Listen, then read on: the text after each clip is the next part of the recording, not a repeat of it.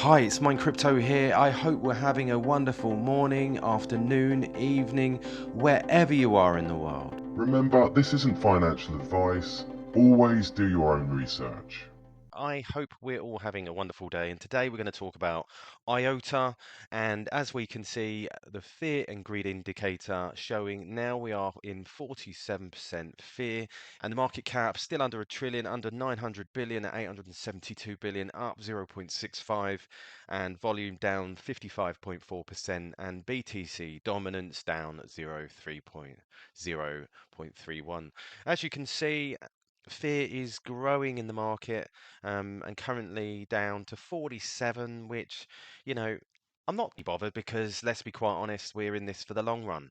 And that's very poignant as well, which we'll talk about in a moment because I want to remind you why you are here, why you are invested in IOTA. Now, none of what I talk about is financial advice. I'm not a financial advisor. Always do your own research. So let's take a look at the crypto bubbles today. A bit better today. Yesterday, when I looked, oh God, it was red, red, red. Absolutely red. Everything was. So if we look here, we can see IOTA is up 0.2 in the hour, 3.1% in the day as of filming this video. And the price we've got at 0.162. So price gone down, but it is like I said, this is not a short-term investment, it's long-term, and this is just about holding on. This is the case within the market. It goes up and down, up and down, and you're getting a lot of people scared and they all sell off, and I'm guessing they must be short-term traders, or they're just not used to holding money and investing it. Um, just going over to Dominic Shriner's post the other day, and it really made a lot of sense. Just a reminder, this is a marathon. We are part of an ecosystem to build generational technology with the potential to significantly improve our world and transform how we transact and do business in the global digital society. We're not here to build a casino. We're here to create a movement to disrupt today's power imbalance and create open, transparent, incorruptible systems. We're here to empower people to finally be in control to their own data, assets, and identity instead of extracting value. We're meant to create opportunities for those who are less privileged and to enable them to participate in a value creation of our global economy. We're supposed to create a future without borders, a truly global economy and society. Somewhere along the line, we've lost our roots, forgotten about our principles and the future we are meant to create. A large part of our industry has devolved into a money-making machine for those who want to get rich quickly. The last 2 years have shown the worst sides of crypto, Ponzinomics, meme frenzies, influencers, narrative-driven hype, and pump and dumps. It was about extracting value, not creating it. We're supposed to be the bank of the unbanked, and but we've mostly created one of the biggest, greatest exit strategies for most inside to dump on retail. If all that we've achieved is to make a bunch of nerds rich so that they can live in their mansions, then we collectively failed. What is happening with the anti-crypto stance of the US is very unfortunate, but it's not surprising considering what has happened over the last year and how we've let this industry be run by rampant scammers, grifters, and thieves.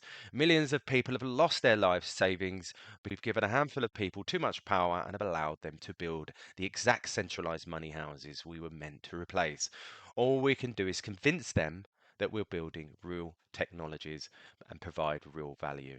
What is happening today should discourage us from marching forward. We cannot afford to run our digital world on centralized systems which are controlled by a few. Only decentralized technologies that are impartial, incorruptible, and unstoppable can create the future we need. We will only achieve this if we go back to our old ways, be rooted in principle, and work on visions of a better future. Let's stay focused and creating real value with real technologies, networks, and ecosystems we're building.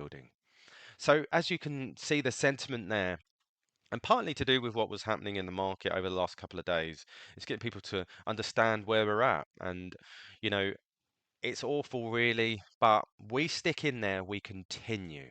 So, IOTA joins forces with industry titans, European institutions, revolutionize blockchain regulation. The IOTA Foundation conducted discussions with other industry players and European institutions, valuable insights into decentralized technology and cryptocurrency regulations. They focused on key areas such as increasing trust and accountability in self-hosted wallets, exploring the future of NFT regulation beyond art tokenization impact on the real economy, and addressing regulatory challenges faced by SMEs. So great stuff. IOTA Foundation has been one of the forerunners in working alongside the European lawmakers to build that regulatory guidelines and frameworks. It's just a week since the MiCA put out their regulations. So all moving in the right direction. And I love the fact, again, we are, as a community, IOTA, moving forward. We're doing what was meant to be done and keep working and progressing. Now, I know that obviously the value's gone down, but as I said, it really doesn't matter because I was doing some research and looking at this piece of information from the Institute of Export and International Trade.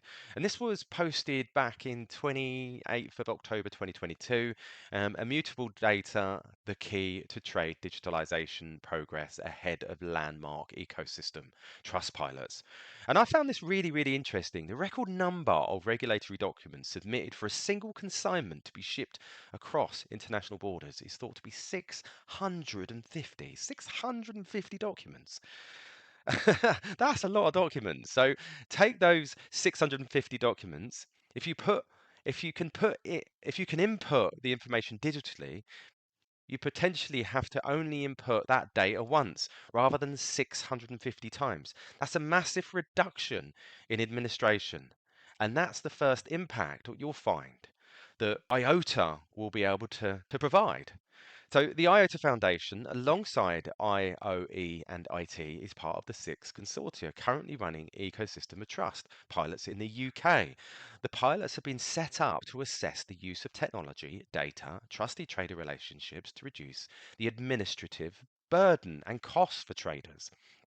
So we've got here, Lynn Nielsen explains the IOTA Foundation's best in class distributed ledger technology has an important role to play in these pilots because it makes the data submitted for the consignments immutable, explains. It's really important that the data is immutable so that you can trust it.